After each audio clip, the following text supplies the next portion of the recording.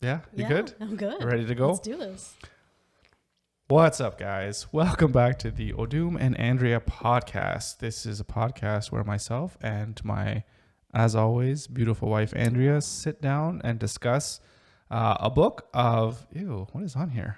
I don't know. Oh, yeah. Is this like Vaseline, maybe? Yeah. What are you kissing this thing? No, What is going on? I don't know. Oh, goodness. Anyways, what was I saying? This is where we sit down and we discuss a book of a person or a subject that we find, it's just your This is my chapstick. chapstick, Yeah. That we find interesting, inspiring. And we will see if there's any way that we can incorporate some of the stuff that they say into our lives, because we're trying to live the best life possible that we know how. Mm-hmm. Right? Yes. Right. Indeed. And today we are reading, this should be interesting, because one of my favorite subjects of all time, which is hockey. We're reading All the Way, My Life on Ice by Jordin Tootoo. Jesus, it's not hard to say. Goodness. Yeah, I know what's going on there.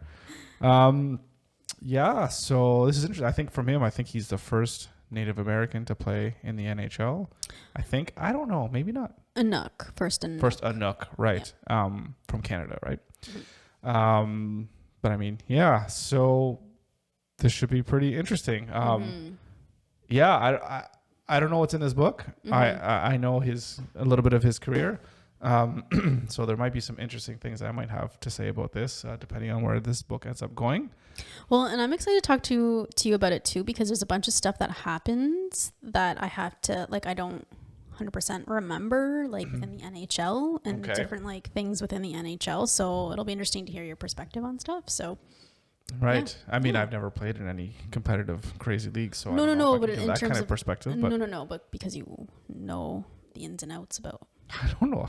and you'll The outs. understand what I mean when we get there. So Right. So, yeah. take it away. I mean, I think too. And this reminds me a little bit of Theo Fleury. Who was just like a really small guy, because I think that Jordin Tootoo is really small guy, and it's very difficult, especially back then, for smaller guys to make it to the NHL. Yeah, see, he's 5'9". Yeah, exactly. That's Yeah. the NHL. That's like, it's like basketball. It's like, Yeah. it's like a no-go. But I mean, for the most part, right? There's always some exceptions, but Yeah. I mean, if you're under 6 feet, you're like, or 6'2", it's like you're kind of a small guy. Yeah. So anyways, with that being said, also just a little housekeeping, I guess. If you like any of the stuff that we do, please check out our website, odumandandrea.com. Mm-hmm. We have a really kind of cool membership section where we kind of post behind the scenes stuff. So if anything that we do is interesting to you, or you just want to support us in what we do, just we'd appreciate the support. So just check us out. Yeah. So with that out of the way, why don't you take it away? I will. So I will. So Jordin Tootoo was, and his name's really cool. Mm-hmm. He was born 1983 on 1993, sorry? 83, right? On the second day of February. 2. Oh, interesting. Isn't that nuts? I literally just read that as we were like, I was getting things set up with the thing, and I didn't even realize that until just now. So there you go. That's kind of crazy. So he was born in Churchill, Manitoba, and then his family moved. That's way up there. Yeah. But then his family wasn't north enough, apparently, so they moved to Rankin Inlet, which is in Nunavut. Okay. And it's right on Hudson's Bay. Yep. So that's where they lived. And so the way the book's written is really interesting, and just really, we've read a whole bunch of different books or talked about different books, and there's some books, like I said, like Wild by Cheryl Strayed, how there was so much nuance to it, and she was just a very beautiful writer. Yeah. And then there's some books that were just like just the facts and that sort of thing, like Right. I think of like The Iron Cowboy. His book was very much like that. It's like, went on the bike, hemorrhoids, sucked, repeat. It wasn't quite that, but similar. But his book is really interesting because it's written with, he's a sports journalist. His name's Stephen Brunt. And so So he's been on like sportsnet.ca and that sort of thing. So he's written for there. So he kind of writes like the intro to kind of each chapter to kind of set up the context and the time. All right. And then you can definitely tell Jordin like wrote it himself, because it's almost like he writes basically how you would expect him to talk. It's like you're kind of having a conversation, so it might not be like the prettiest writing, right, but it's very authentic. And so I really enjoyed that piece of it. So so one of the quotes that kind of begins the book is, "On the land is where you understand how simple life is. You're in the moment. You have to be. It doesn't matter if our families are feuding back in town. Out there, you help each other out. All of that other stuff is left behind." And so he relates that to, he thinks that's how he learned to be able to kind of go into survival mode on the ice, because he thinks it comes from like what he saw on the land growing up. And everything's going okay, but then you just have to be prepared if something bad's going to happen, because they would often go out hunting and it's like wilderness out there, and you get stuck out there, something bad happens, like consequences are serious. Yeah, if no machine breaks down or your vehicle, or there's some kind of storm or weather event, or like it's an animal attack. Who knows? But it's very like it's no joke when you're out on the land. And so that was something that was really important to them. And so his dad is Inuk, and what's kind of interesting is his dad's mom was married to his grandmother. His grandmother. Her story about her life is actually in a storybook called When the Foxes Ran. And her story is kind of interesting because she was in an arranged marriage with an Inuk man, I think it was. And then she also married a white guy. And the three of them were kind of like lived together and just kind of took care of each other. It's a little polyamory. Is that what that's called? Yeah, I don't know. And so there was 11 kids altogether. And so his dad was one of the Inuk, like pure Inuk kids. From the one of the fathers. The Inuk father. Yeah, that's what I meant, right? She's Inuk, and then the dad was Inuk. So, yeah, and then so that was his dad, and then his mom was Ukrainian from Manitoba, and so eventually they kind of met, and he was born in Churchill, but then they just moved up, and his whole life was in Rankin Inlet. Right. And in this town, what's the population? How big is this town? Rankin Inlet. Not big. Well, no, I know it's not like 5 million people. So 2,842, and that was in 2016. Right. Well, I'm sure it hasn't grown much. Very much, no. Since then. When you see the picture of this place, you're like, that's gonna be a hard pass. Yeah, it's a little cold. A little cold. Yeah, it's not a reserve though, is it? I don't think so. I don't think so. He talks a lot about, that's the one interesting thing too that he talks a lot about there wasn't really much like racism up there, because that wasn't, if you could prove yourself that you were a good provider and a good hunter and you were there for the community if people needed help, like nothing else really mattered up there, because it was all about basically like survival. Was it mostly all Inuk people there, or? I think it was a pretty good mix, to be honest. Really? Yeah. Or just people that want to live up north? I think so.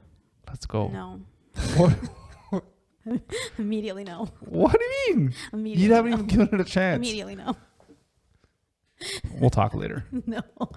It looks odd. I like that look. There's just a little bit of snow. Snow, that's it. Right. There's nothing to visit, sure. I mean, it's a breed for NHL talent. Yeah. No. What are you talking about? Hard pass. So you're just not open to trying new things. Anyways. So he's the youngest of 3 kids. He has an older sister and then a brother that's just like a couple years older than him. And so they would play hockey just like all the time. I mean, what the fuck else are you going to do up there? Yeah. That's all you're going to do. Well, we're going to do lots of hunting, I'd imagine. Yeah, in the summertime. Yeah, for sure. And well, you still hunt in the winter too. Yeah, well, didn't really talk about hunting in the winter, but so the issue was, though, his parents drank a lot. They were alcoholics, mostly on like the weekend, drinking a lot on the weekend. So they would try to be out until like as late as they possibly could, so they didn't have to go home. They didn't talk about it very much, and no one really like the family dynamics of what it was like living with alcoholic parents. Well, like between like his friends and Rankin and when he was a kid, but he wondered if like other families kind of had the same thing, but no one talked about it, kind of thing, because even Rankin Inlet was supposed to be a dry town where like there was no liquor stores, there was no bars, but they got liquor in somehow. So, of course. Yeah, and so he would just be outside as long as he could to not have to deal with it. It sounds like his sister, because she was the oldest, she took the brunt of the abuse that happened when they were drinking. She would always kind of have to take care of them, but they would have to go out too. Like if their dad got all pissed up and went out, they would have to go with the snowmobile and go bring him back and find him and all this stuff. And so I think he doesn't really go deep into how bad the abuse was, so I don't want to make any. Do you think there was actual abuse though? Did he say there's abuse, or are you just saying emotional, physical? Yeah, I think it was both. Yeah, he doesn't really go into specifics, right? But you would assume it's not great. And did they grow up the whole time their parents were still married? Yeah, his parents are still married today. Yeah. So it just sounds like it was like really rough. Like they were just yeah, but they had their freedom that they could escape, and hockey was his escape. And the thing too, the reason why he was, because he's known for being like a really scrappy player and like being kind of the instigator and getting into fights. Enforcer, yeah, the enforcer. And so for people that don't know, like what is that role in hockey? Because that is a specific role that you have on a team. Yeah, it's more of a dying role than it used to be. Like back in the day, even in the like 70s and 80s, when you had like Wayne Gretzky or Mario Lemieux, that's your star player, so you don't want anyone to touch them. So they would have like these enforcers, which would be guys that fight. Yeah. Like basically their job is to fight. Like they might not even be a good skater, they like never score goals, but they're there to fight and protect the stars, right? So if anybody would touch Wayne Gretzky, the enforcer would come in and just beat up the guy who would try to start some shit, right? Yeah. So that's kind of the role of the enforcer. It's like you're the tough guy on the ice, so that if there's a problem, you send them out to show, give someone a lesson or whatever, and just to get into a fight or whatever. But fighting in hockey nowadays is starting to go. There's a lot less fighting in hockey. So NHL is more about speed and quickness and skills, and you need to have everyone to be able to score kind of at any time. So there are still people that do fight, but the days of having a guy that's just a fighter, like the classic names like Ty Domi. Ty Domi, yeah, I remember him. Bob Probert. He actually died, I think, of brain injuries or whatever, because a lot of these old like Chris Nyland, he actually still does radio actually, but all these old fighters, a lot of them have they have the brain injuries and substance abuse and all that kind of stuff too, because it's a very difficult thing to do. And you hear these guys talking about, they look at the schedule, they're like, oh, I'm gonna fight, I know this guy's in lineup, so I'm gonna have to probably fight their other tough guy or whatever, and they get like whatever, so that they'd have to they drink or take drugs to cope with it, and then they get in the fight, and finally they'd feel relieved after the fight was done.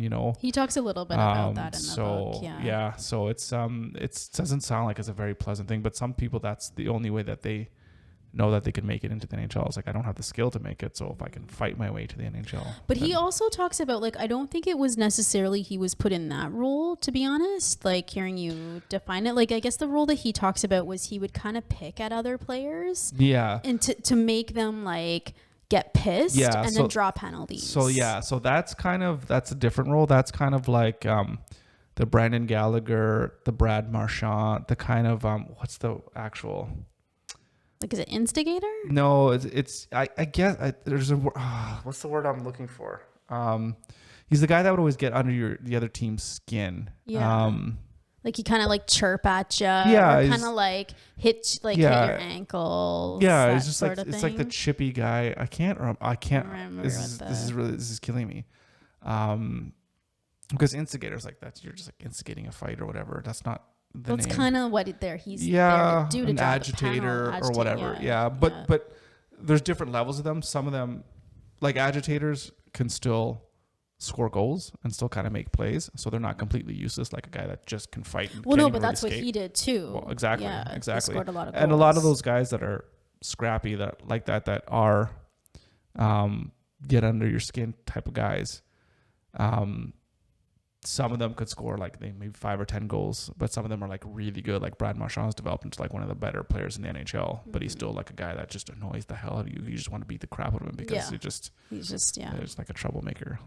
Yeah. Anyways, so I think he's not the, obviously because he's 5'9", right? He's not well, Ty Domi was actually really small too. So yeah, I was just gonna say, wasn't Ty Domi not the hugest guy? But I think for him, he's more of the kind of scrappy, get under your skin type player. Yeah.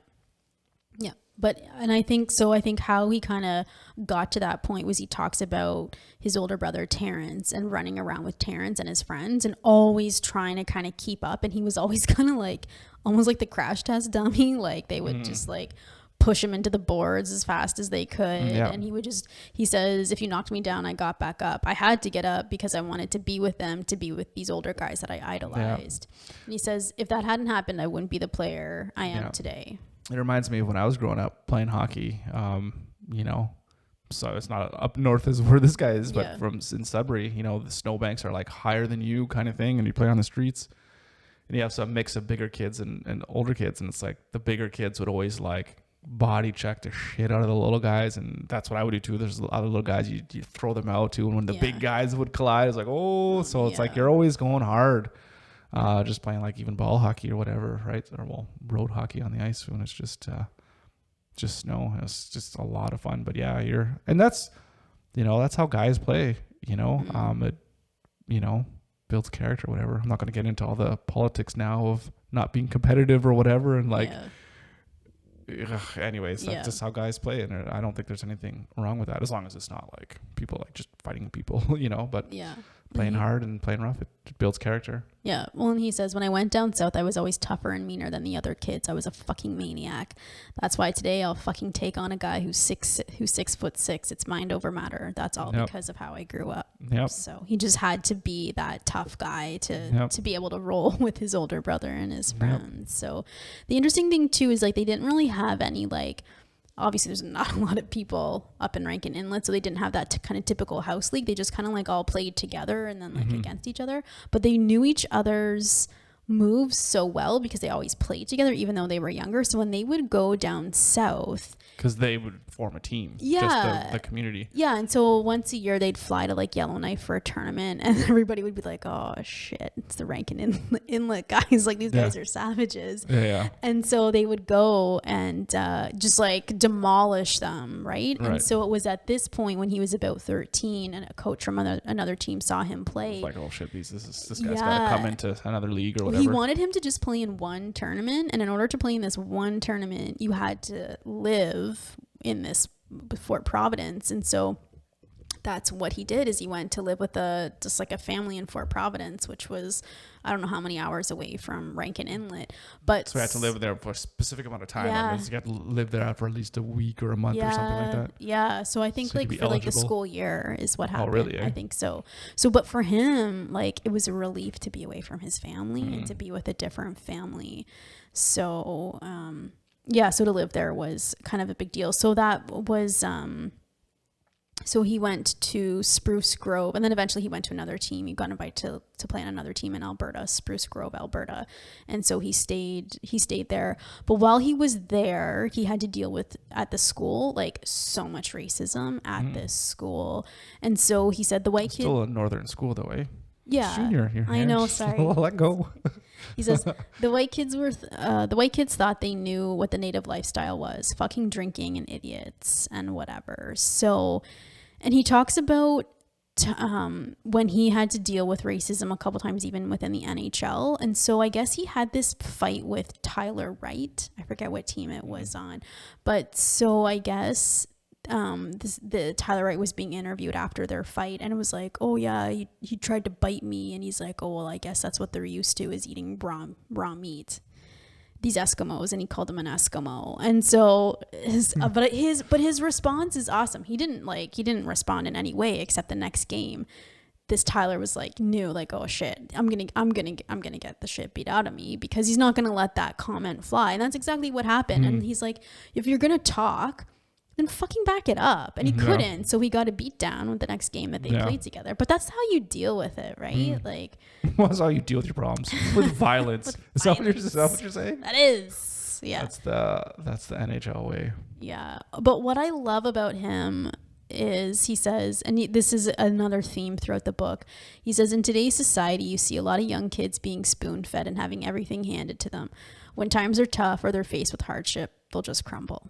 And it's like, yep. 100%. Yep. So then also around this time, his brother Terrence was playing in a place called the Paz, and then PAS is how you say it, I guess. Okay. And so he was playing for the OCN Blizzard, which played in the Manitoba Junior Hockey League. Okay. So they were playing there, and they would fax each other like back and forth, I guess, to keep in touch. Yeah. Fax. Yeah, because this is like, well, just use carrier like pigeon. 97. Yeah. So, and then when he was 15, he was taken in by the Brandon Wheat Kings, which is in the it's WHL. Yes. Western Hockey League. Yeah, but he still played with his brother.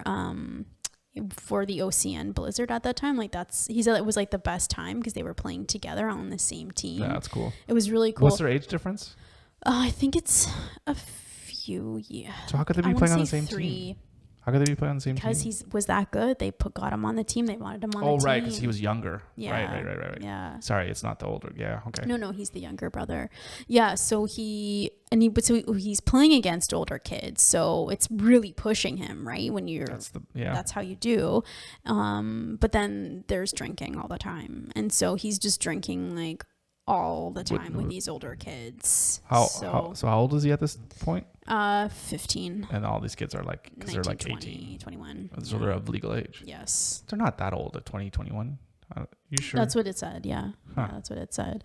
But at the same time, they're making actually pretty good money. He made better money playing for this team than he did when he played for the Brandon Wheat Kings, which is like I say OHL because that's just what I know, but it's that. That's a completely different league. It's WHL, same level, right? But he's getting paid more. It's like junior A. Yeah. Level. So, his brother sends back like half of his paycheck to the family every week, and so he starts doing the same thing, and he gets pissed because they're just wasting it on booze, and so they were like, "Oh, well, why don't I just open you a tab at the grocery store so you can pick something up?" And I'm like, oh no, because too bad. This is what you're gonna get. Yeah. So I think that was really, really difficult. And then every time they would go home in the summer, because they would be staying with like billet families wherever they were playing, and so they'd go back home in the summer and then they themselves started drinking. So it was like a big party whenever they would go home, and just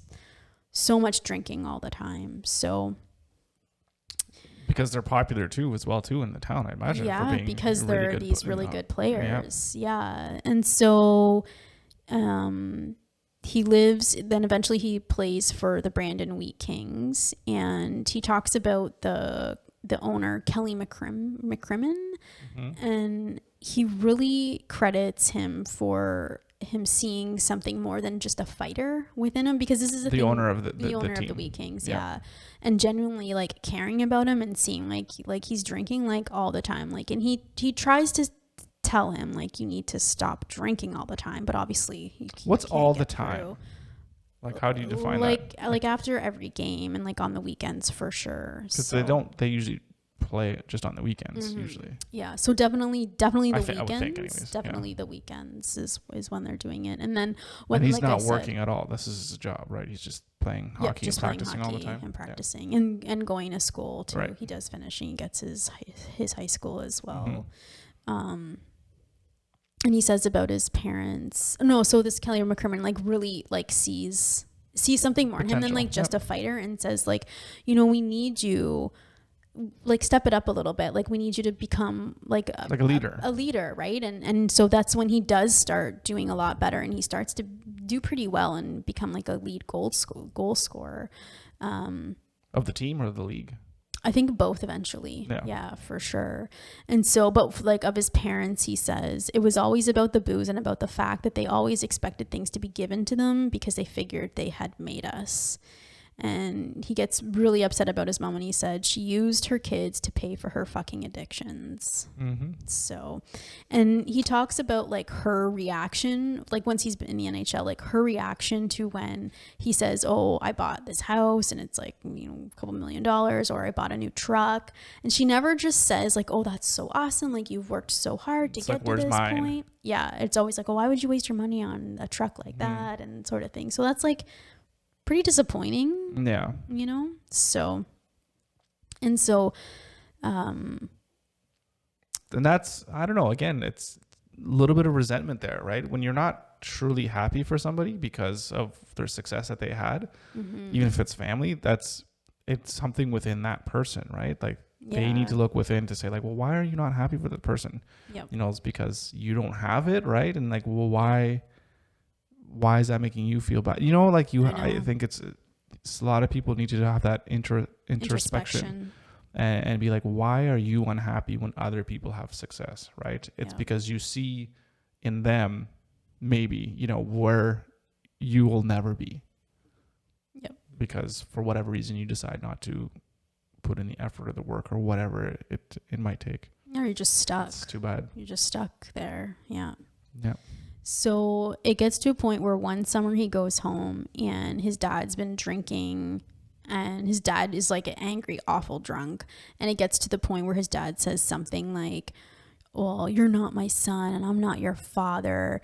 And Jordin just kind of fucking loses it. And he's drunk himself. And then he just beats the shit out of his dad. Shit out of him. Because he's just like, how could he possibly say that? He's not my father. I'm not his son. Like, what did he mean by that? And it's just like, well, that's a lot of dysfunction there. Yeah. Jesus. Yeah. And so he didn't. So after that, obviously things were like pretty hostile with his family. And even his mom was like, well, why'd you have to do that? And it's like, Jesus, you're going to defend that? Like, well, everyone's just drinking and drunk. Yeah. It's not. Yeah. So, and then when he did go back home, the next time they just kind of acted like nothing had happened. So that's how bad was the beating? Did they have to go to the hospital? No. But it was pretty rough. Like apparently the dad wouldn't come out of his room for a while because his face was like all bruised. And I guess his dad didn't even really know what he had said to set him off because he was like blackout drunk. So, so it's pretty rough. So, yeah, so this Kelly McCrimmon says to him, there's a time and a place for fighting and being physical, but you can score in this league. You have a great shot. You're one of the fastest guys in the league. You need to focus more on that. So really trying to get him away from... Work on your skills, yeah. Just being that fighter. And so he goes and he plays in the CHL Top Prospects game. And I guess it was one team was coached by Bobby Orr and one team was... Don Cherry, yeah. Yep. And so he was on Bobby Orr's team. And in the skills competition, he had the hardest shot, which was 96.1 miles per hour. That's freaking crazy. Yeah. So this was one of the questions I had. So he was drafted fourth round, first drafted in the fourth round by Nashville Predators. And so 98th overall. But then he didn't play with Nashville right away. So that's usually what happens. So explain this to me, because I didn't really understand. I don't understand how this works when you're drafted and then you don't play for that team. Right. I don't understand that. Okay, so whenever you get to, I think it's like 18 years old, whenever you get to whatever year it is that you're born, you get to draft eligible. So it's all the players around the world that people are scouting, and they draft them. So it's basically like you draft the rights to that player, that if they're going to play on a team, they can sign a contract with your team only. Okay. Up to a certain point. Like some people that get drafted, then they'll go play college, and they'll play college for like 4 years, and then they're not, then they can even sign as a free agent or whatever. So I don't know exactly what the terms are, but basically when you're drafted by a team, that team owns your rights to be able to sign you up to a certain point in time if you don't sign or whatever, if you decide or you don't make it or whatever. So I think once you get drafted, you have options. You can either, like finish your school, or depending on how old you are, some people, they'll get drafted from the OHL, but they're still young. They'll still play another season in the OHL because they're still eligible to play like in their junior A league or whatever it is, or whether it's the men's league in Finland or Russia, wherever it is you're playing. But then when you get to another certain age, when they're like past like 20 or 21, whatever it is that you can't play in junior A anymore, then you can either, if you sign a contract with the team that drafted you, you can go into their farm system. So then you play on their like American Hockey League team. Like, for example, the Montreal Canadiens, they have the Laval Rocket. So they're like the junior club of that NHL team. And every NHL team has a junior club, and they all play together in like a league. In different leagues. So then so then that makes sense, because he gets drafted by Nashville, but then he keeps playing for the Wheat Kings. Yeah, exactly. Right. Because he's probably just like 18 years old. So he's not good enough yet to play in the NHL. Right. So, but he's young enough so he can still play with his existing team. That team that he was exactly on. Right. So then what is then the difference between the farm teams, the NHL farm teams, and then like the OHL or WHL? That's what I was just saying, right? So that's what, So if Nashville probably has a team. Well, they do. They have a farm team. I don't know what it's called. It's the Nashville guitarists. I don't know, whatever they do to Nashville, right? So that's their farm team.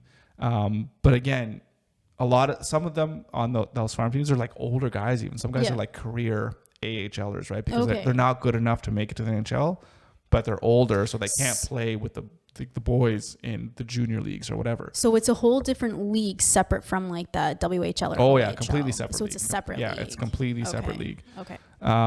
So remember that movie that we saw with the football guy with just recently? Oh yes. So he ended up playing in this like this bush league or whatever, like the barn football. Yeah. So, but before then, he was trying out and was playing. No, I don't even know that's. It was good. No, I don't think. I was going to say I don't feel like that's a good. That's not a comparison because he went completely undrafted. Yes. So just think of you have the NHL, then you have all the sub teams, which is the farm teams, and they play in their own little leagues or whatever. So it's just a whole separate thing. It's completely different, and then there's just junior. It's like that's the mix between when you're a kid, or you're playing high school or college, or within junior, like OHL, WHL, ECHL, whatever it is. And if you're not good enough to make it to the next level, then that's why some guys go play like in Europe, and I'll just play in the pro leagues in Europe, but they'll never make it to the NHL, but they're too old to play within the organized development structures. Okay.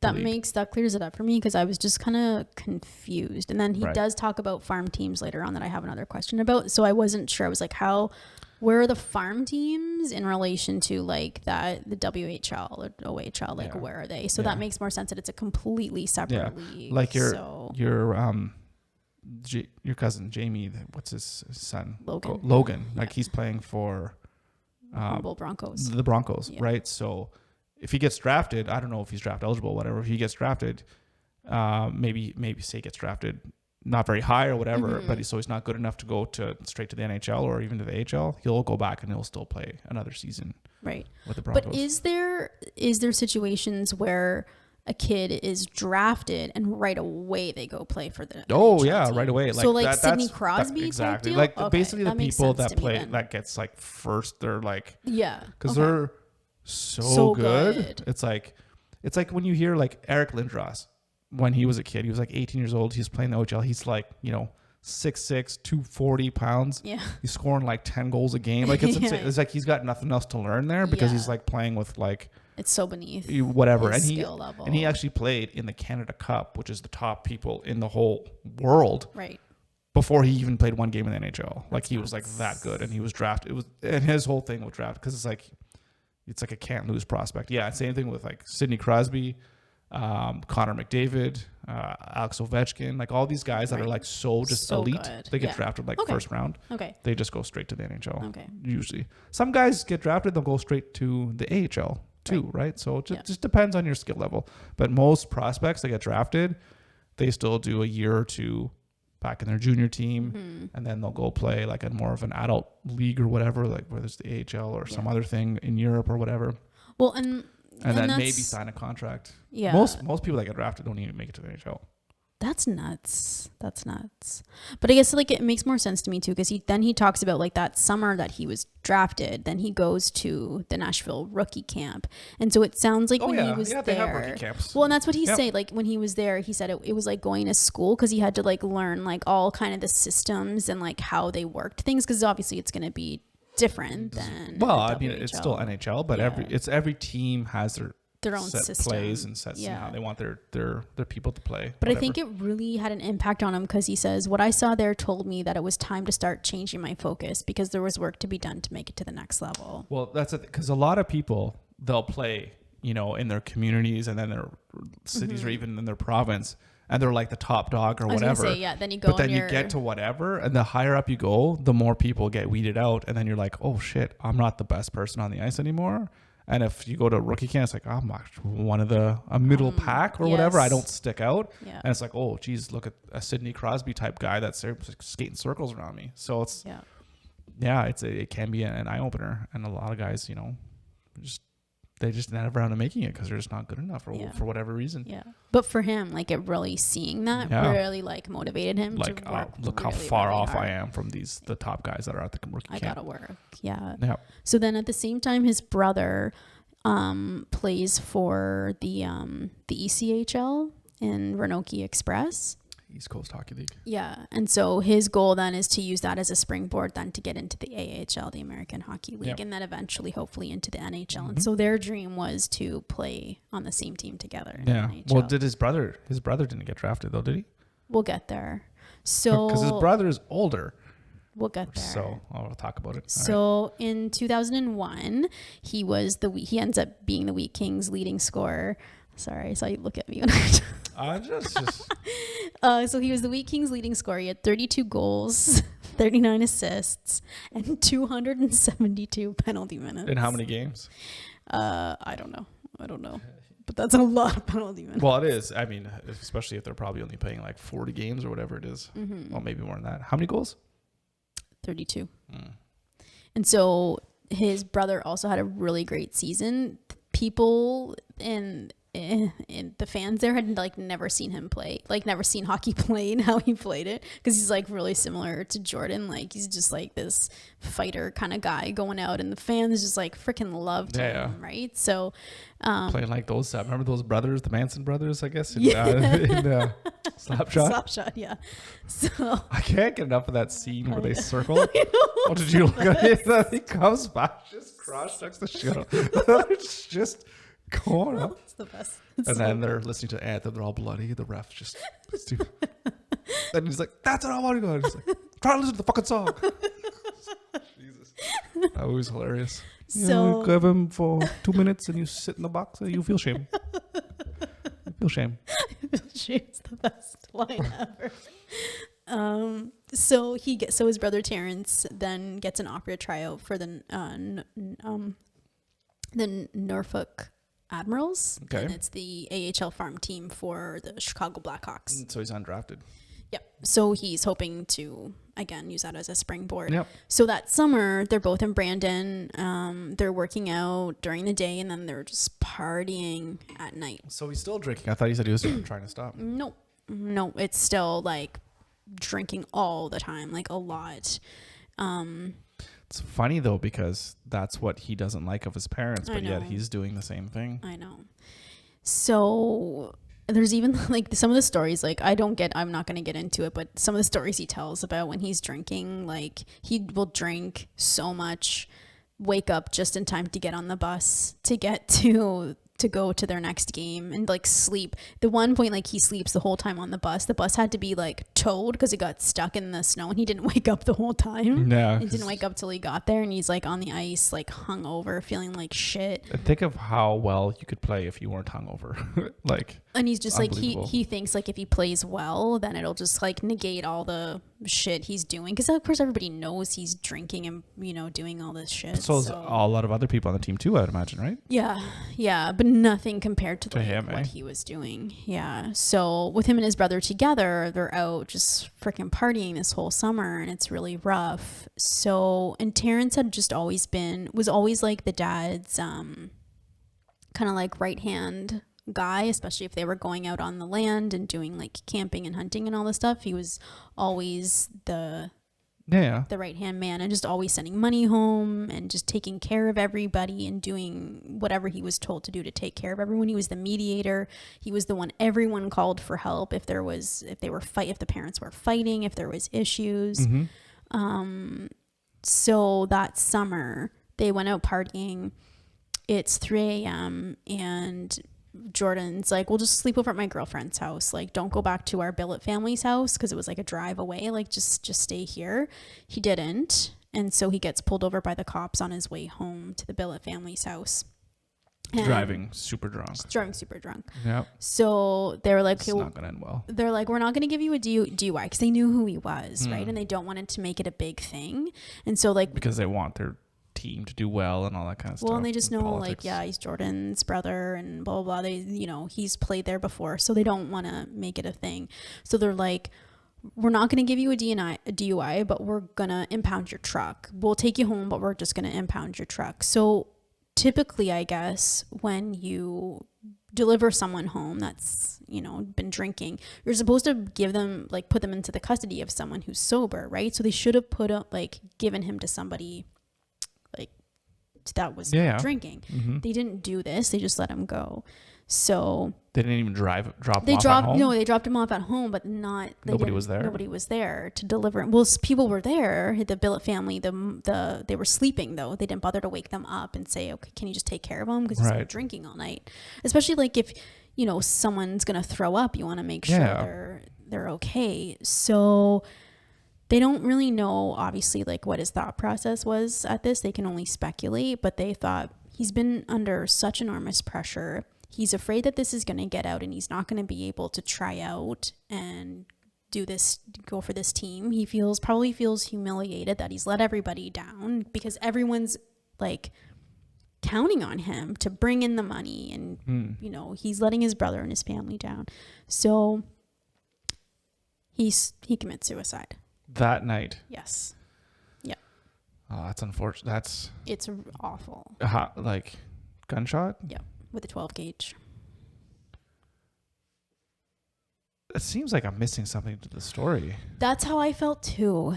I didn't understand why that would.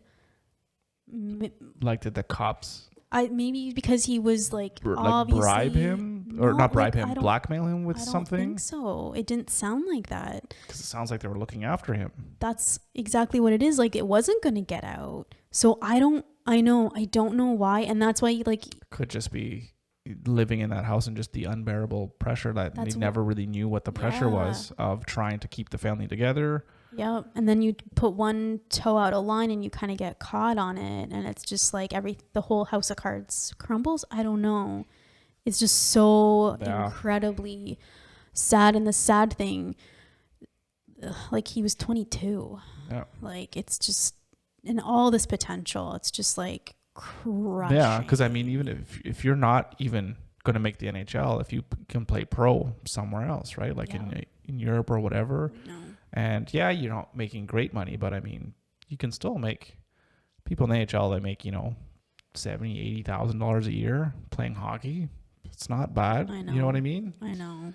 It's just devastating. And then afterwards, you coach and whatever.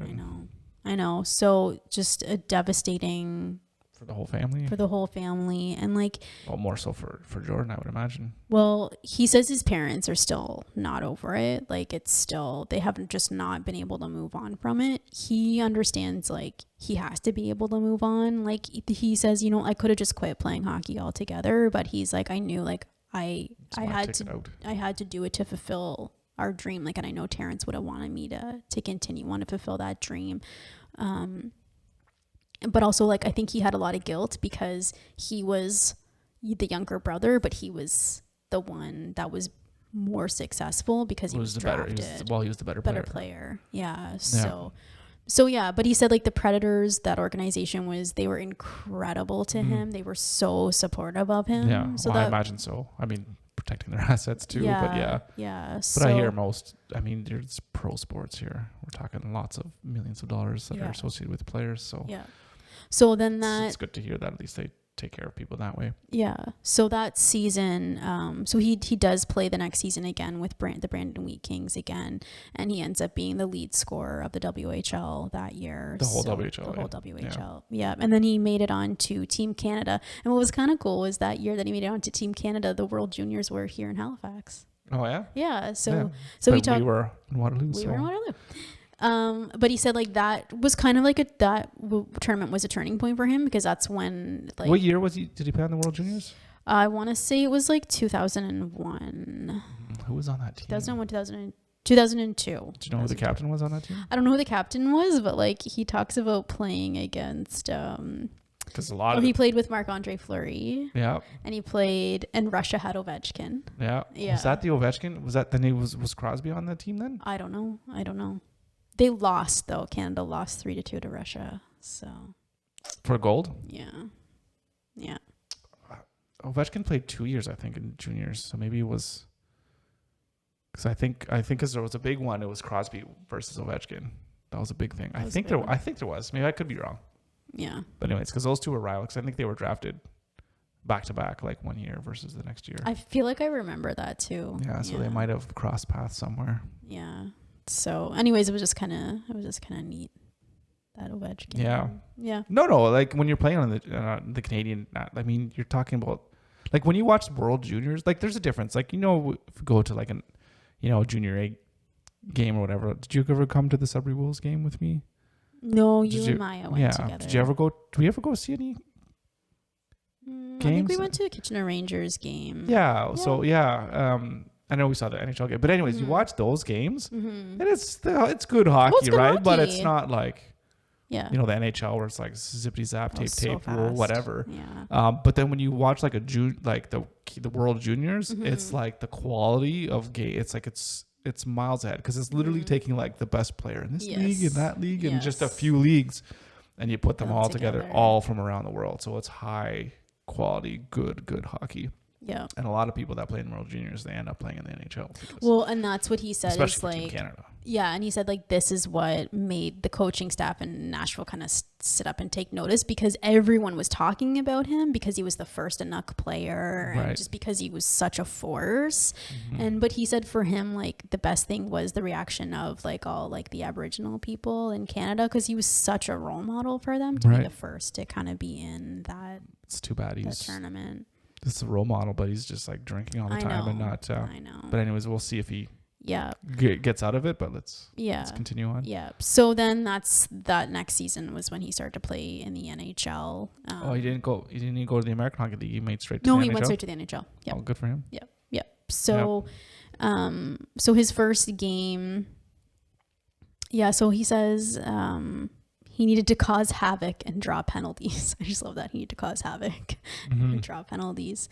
Yep. So he had like a lot of good kind of mentors in the NHL that kind of helped him along. And so I thought that was kind of cool that you have someone that's not just, it's so competitive, but like you're kind of helping. Well, on your team. Yeah. On your team. So who's his mentor? Do you know? No, he talks about him in there. I didn't know, it wasn't a name I recognized. Right. Wasn't Mario Lemieux or Wayne Gretzky? So it wouldn't be. So, but Nashville, so they would have had Shea Weber on the team. Yeah, I don't know. You know that name, eh? Yeah, of course. Yeah. So, or maybe. Yeah, no, he was in Nashville. But everyone, like for his first game, like even the premier of Nunavut comes to his first game in Nashville, and his whole family is there. And because everyone in Nashville knows his story before he even gets on the ice, he gets like a standing ovation and everything. Cool. So just like, it sounds like so awesome. Like these people are so invested in him, just not professionally, but like personally too. So, and it sounds like playing in Nashville, because it was like a smaller, like there weren't super into hockey in Nashville. It was like they were an expansion team. I don't exactly remember when they started, but yeah, they were definitely an expansion team in the past 20 years. Yeah. So he's talking just about like how they're different. Like he's like, they thought like every time you got the puck, someone was going to score. It's like that's not always the case. It's not like basketball. Yeah. It's like basically going, where's the 2 points? Yeah. So his drinking like just becomes a crazy problem though. Like it just Even while he's going into the NHL? Goes out of control. It just goes out of control. He drinks. He's like with different women every night. It's crazy. He actually ends up, I don't know if you remember this person, but we used to watch, like right when it started was American Idol. We used to watch that. You used to watch that. So remember you watched like a couple seasons. I only watched a couple seasons. The only one I remember is where there was that Taylor Hicks guy. Yeah. So I don't know. I just listened to some of the stuff and. Yeah. So I don't know if it was the same season, but I know she was on an earlier season, but her name's Kelly Pickler. So she's a country singer. He ends up dating her, and then he cheats on her, and it's awful. And she ends up writing a song about him. So that was kind of funny. A good song, or probably not a good song? It's not a good song. I don't think so. Yeah. So eventually, they're kind of like, you need to go to rehab. Like the team. Yeah. This is becoming a problem, and he's like, instead of his teammates too are probably like, what the hell? You can't just go around sleeping around with everybody and drinking and causing all the time. Causing distractions to the team. Exactly. So he's not being professional. Yeah. So and it's surprising. But that's a lot of that. Like you don't hear about it, but in like professional sports, there's the groupies and there's the guys that are just all the time. Yeah. So he doesn't fight it. He just says, "Yeah, I'll go." So, which is kind of he knows he needs. He knows he needs to go, and so he really takes the time and just really questions a lot, like trying to understand why his parents are how they are, why he's like this, why this is such a big thing up north, why people are drinking all the time, and just all of these things. So he really does well. And then after he gets out of rehab, he has to go to AA, and he gets a mentor as well, like an AA sponsor. Yeah, that's it. And so, it's interesting because then he has to kind of change like his whole life, and he's not allowed to go back and play until he kind of is able to maintain sobriety. So is he on like the full blown player assistance program that the NHL has? Yes, he is. So I think it's like a minimum you have to be gone is like a month or whatever. And you can't play. And yeah. And so he does that, and he talks about like really, having to change because he's just used to going out all the time, and he goes to a bar and the bartenders all know him, just give him what he wants kind of thing, like give him whatever drink it is, his drink of choice, and have it ready for him. So that has to change. So he can't go to those same places. He can't see those because same they know people. they know him because he's always there. Yeah. And so realizing like who are his real friends and who are just people that are just there because he's a celebrity, and he's rich and he's buying us drinks and whatever.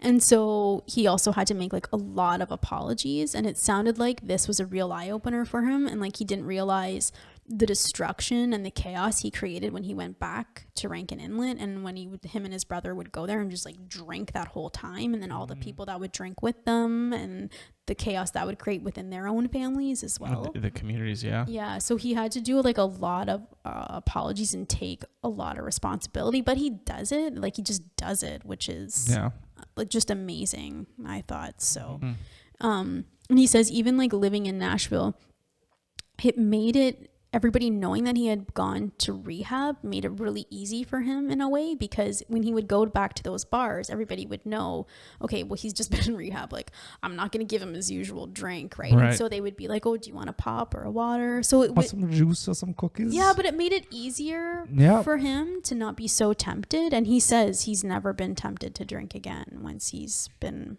done. So he's been sober now for... Yeah, like 11 years, I think, by this point now. Yeah, so... but yeah, and so when he got back on the ice, this goes back to what you were saying, imagine how he would be if he wasn't drinking. When he gets back on the ice, he feels amazing. He's like, I don't know, you can feel this good. And he has this like new clarity and like understanding of the game, and really deeply understanding things. So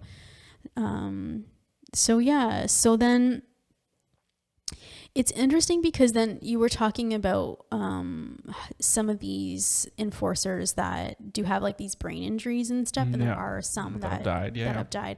And so I didn't know this one, but Wade Belak. Yeah, he was from he played in Toronto. Toronto Maple Leafs. Yeah. So I think he died. He committed suicide. Yeah. Mm-hmm.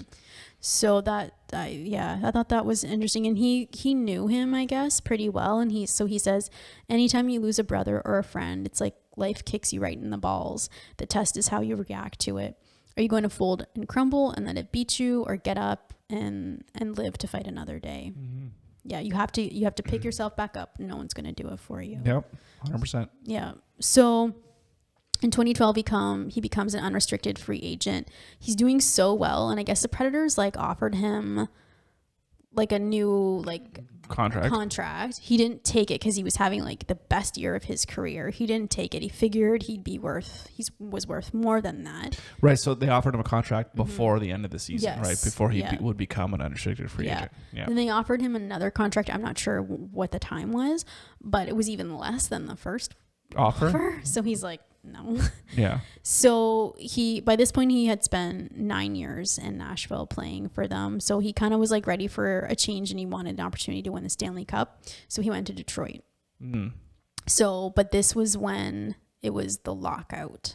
2005. First lockout. No, not 2005. It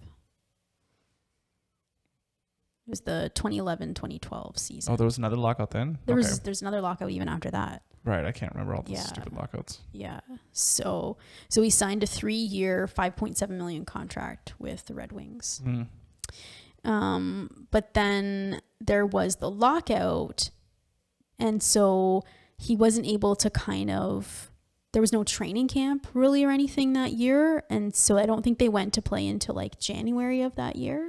Well, I don't know, but some players they'll play other places to keep themselves going. Yes. Or some places they can't. But even though they do come back from lockout, they still have a shortened training camp because people need to get in shape. Yeah. But it wasn't like that longer one. Yeah. So it's harder when you're coming into a new team. Yes. Which was so difficult for him. So he didn't have a good year. No, and not only that, it was a whole new coaching style, and so this was the other thing that I wanted to... That's Mike Babcock too. Yes. Yeah. And so what's the known deal? To be like a fucking asshole cop or coach. Yes. And like if he doesn't like you, your career's like done. So this is what I feel happened. He doesn't say that, but that's what I feel like what happened. There's other people that have publicly called him out and said like there, I can't remember what the name of the player was now. I think it was Mike Commodore. I think was what it was. He was a defenseman. And he's like, he was a free agent. He's like, Babcock called me, says like, hey, come play for us or whatever. You know, it's just a small, like a $1 million contract. He's like, oh, are you sure? Because like I still want to play. It's like my last contract I'll get kind of thing. Yeah. It's like I want to play. And then he's like, oh yeah, I play. And I guess then he signed up, and it's like he like didn't play like at all. And he's like, this is like, you ruined my career. Well, this is eventually what happens to him. So it's a whole new coaching style for him because apparently everything is verbal. And so he's trying to figure out how to do things. There's like no, like, we're not going to, at the beginning of practice, I'm not going to show you the plays I want you to do. I'm just going to tell you, and it's just going to be on the fly. So it's like a whole new way of coaching for him to figure out. Plus, the players apparently don't hang out with each other afterwards, and it's not like Nashville where you kind of live in the city and you live really close. It's like you live out in the suburbs, and so you're not getting together as much. So it's like a whole different culture there for him. Yep. The fans were totally different. He's like, it's that different. They're so bored, and he's like, you don't really see the fans come alive until like playoffs. Yeah. So it's a whole different thing. Or if Detroit, I don't know if they were good at the time or if they were a bad team at the time. That helps. That changes things too. Especially Detroit, they're more of a hockey savvy type of original six. That's the point, right? Yeah. And so he starts playing fewer and fewer minutes each game, and then eventually he's a healthy scratch. Yep. And there's not any communication with him as to what the fuck's going on and why he's a healthy scratch. Like, well, I'm doing, and he's like, I thought I was no, there was no other player like me in Detroit, and I thought this is what I could bring. Right. But it's like, they're not playing me. So why the fuck am I here, and what's going on? So, yeah, that's where it's not always the best to just go for the highest amount of money. It's always about the culture. But I think for him, he really was looking to get a Stanley Cup win. And he was so excited to be on an original six team. That was huge for him, especially as the first Inuk player. Like, I think that's what it was. I don't think it was about money at that point. So, so yeah, so then he kind of goes on a tour that summer. He goes on a tour of like the other northern communities, and that really helps kind of like rejuvenate him and like kind of motivate him and put him in a good training headspace. camp and all that. Yeah, exactly. And so he feels like he can like give back to those people too, and it makes him, like he always says, like those communities make me want to be a better professional and a better player. Yep. Especially I think after all of the drinking, and Right. he wants to kind of, you know, do better for them. So yeah, like he says, I wouldn't take anything back that has happened to me in the past. It all happened and some of it was terrible, but it was a building block. So like a way to get back. So, yeah. So then it's the same thing. So then he gets put on waivers that season, his second season. And so that sounded super shitty because. So do you know what that means? So yeah, they put you down to the farm team. Well, but the thing is, if you're an established player, you can't get put down to the farm team without having to go on waivers first, which means any other team could pick you up for free. Yes, that's it. No, not for free, to buy out your contract. Well, no, but you don't have to pay anything, right? You don't have to give up any assets. You don't have to trade anything. You just get that player. Yes. And so, but part of the reasoning was because of, they had salary cap issues because of something with the lockouts. There's a salary cap and high use players, whatever. Yeah. But what's really devastating for players is that if they go on waivers and they clear waivers and you're like, 32 NHL teams don't want me. That's exactly what happened to him. Right. Yeah. And so they put him down to the farm team. Yeah. That happened. So now you're playing in the AHL. Yeah. Yeah. So that like really fucked with him. And that's where the book basically ends, is at that point in his career. His career's basically done. His pro career's done. And basically. And so he's so that was 2014 when that happened. And so he's still like, this isn't gonna, like, I'm still gonna work hard, I'm still gonna get out of this, like I'm still gonna, you know, still has a year and a half left on his contract or whatever it is. I'm gonna do whatever I have to do and be the best player I can be, like best teammate he can be. And that's the thing, right? He's like, and that's what I think it was really disappointing to him, because throughout the book it's like he's such a team player. He's like, I'm always there for my teammates, they're my brothers, like I'm there to back them up and fight for them and all this stuff. And it's like, you have this team and like doesn't fucking back you up. Like, it just sounded awful. It's tough, right? Again, I don't know the situation, so I don't know Detroit, and I don't know what style of hockey they were trying to play. You know, there's a lot of different variables as to why a person is or isn't playing in the lineup. And a lot of it obviously has to do with the coach. The coach, especially somebody like Mike Babcock, who's so well respected in the coaching world. He was one that had the biggest coaching contract of all. He was getting paid more than even some of the players when he went to Toronto. But yeah, it sounds like somebody like him, though, you know, should easily be on a team, right? But if they're up against a salary cap, and it's like, well, do you want to have, you know, a third or fourth line player getting $2.5 million a year or whatever it was, right? But even that, he said, what, 3 year, $5.7 million? So that's like not even $2 million a year. So that's pretty low. I mean, the league minimum is like $750,000, right? So it's not like he's getting paid that much money. So yeah, but I mean, again, if it's old boys club too, some players, you know, like you can't say that, it's because of his race or whatever. Like, you can't just, not going to jump to that conclusions. But if someone doesn't like you, especially like a Mike Babcock kind of player or a coach, you easily just ruin your career like that and just bury you in the minors. So eventually, so that's where the book ends. But he does end up playing for the New Jersey Devils. So after his contract's up, gets to sign another. I guess he signed a 1-year contract probably in 2014. Probably like league minimum, I would imagine. And then he signed on for a second year, a 1-year contract of $8,250. Yeah. So that's rough. It's rough. New Jersey again? Yep, New Jersey again, and then. That's rough. Oh yeah, it's so rough. Anyway. Would you not sign? Oh, God. Of course I'd go. Well, there you go. So then again. Getting paid almost $1 million to play a game. And so then in 2016, he signs a 1-year contract with the Blackhawks. And I think he plays there for 2 years. or a year. Just a year. But it says he was nursing an upper body injury at that point. Yeah. And then by 2018, he retires. Yeah, this is your older and just younger kids retires. and whatever, but Yep. And so now kind of his goal is to, be like he's such a role model for kids, the Native especially. communities. Yeah. And so he goes around, he does all kinds of different speaking engagements, talking about staying in school, the importance of education. He has a foundation called the Team Tootoo Foundation. So, I think he's really trying to give back. And I think just looking on his Instagram, of course, they're really big in with the Every Child Matters movement for the residential schools. I'm trying to find those graves, which is horrific.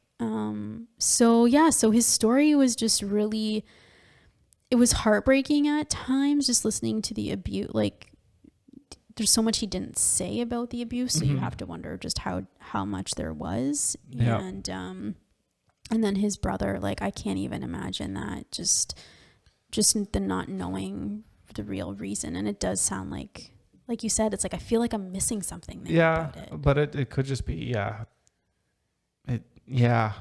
know it's a tough one. It's tough to swallow, but I mean, at the end of the day, it doesn't matter because it's done. It's done. Yeah, exactly. And the only way is forward. Yeah. And he does talk, like, he does say, he still thinks his parents are really great people. I always have a hard time. It's tough. I always have a hard time with that. It's the difference between forgiving people, but also just recognizing that they're not nice people. If they're not, I mean, if they're abusive this whole time, and do they still drink? Yeah. Yeah, so they do. I know. So that's hard. And I've seen that in a couple different books I've read where it's Shania Twain's is a really good example. She gives her parents a pass, and that she went through a lot of abuse, and she gives them he doesn't give them a pass. Like, he takes them to task about what they've done. So I think it's a complicated relationship he has with them. And I think it's only when they drink that they're awful. But the point is like, they haven't stopped drinking. They drink all the time. So yeah. So, but families are complex. They're complex. Complex organic globules with one which extracts what one needs. Yeah. So it was 2003 that he played for the World Juniors. Mm-hmm. I just saw that. I think that was 2 years. Cause I think 2005 was when Crosby played, and he played with PK Subban was on that team, I think, too. Jonathan did. I think 2005 was an amazing team, I think. Yeah. Anyways, whatever, doesn't matter. But so book 1 out of 10, 1 to 10. What do you 1 out of 10? I'm gonna give it a 7. A 7. A 7. Yeah, like I said, it's a different style, but it was really very authentic. Yeah, just very authentic. There's maybe not so much the style that you like to read a book in. No, and in terms of like they could have done a little bit better with editing, because he does repeat a bunch of stuff over and over. Maybe it's important. You really got and it is, hit home. but it's like repeated it like way too many times. Yeah. So I get it. Yeah. But like I said, really authentic. Was a really fast read. And really kept me, like, I didn't want to put it down. It was just really good. It's got pop-up books and coloring and everything in there. Yeah. Well, and of course, like, I love hockey too. So it was just, pretty incredible, like, what he came from to, I feel like we should read the Ken Dryden's book. I don't even know who that is. You could leave now. I was going to say, are you sending me divorce papers now? Ken Dryden. He was Montreal Canadiens goaltender. Epic goaltender when they won all those cups. That guy died from Guy Lafleur. Yeah, that's what I was going to say. That's sad. Yeah. He was battling cancer for a long time. I don't know exactly how long, but the Flower. Man, that guy going down the wing with his hair blown. It was a little bit before my time. Yeah. Watching the Habs, obviously. I meant to ask you, did you watch him? No, I never got to see him play because he was, he's in the 70s there. I think he might even played a little bit into the 80s. I'm not sure.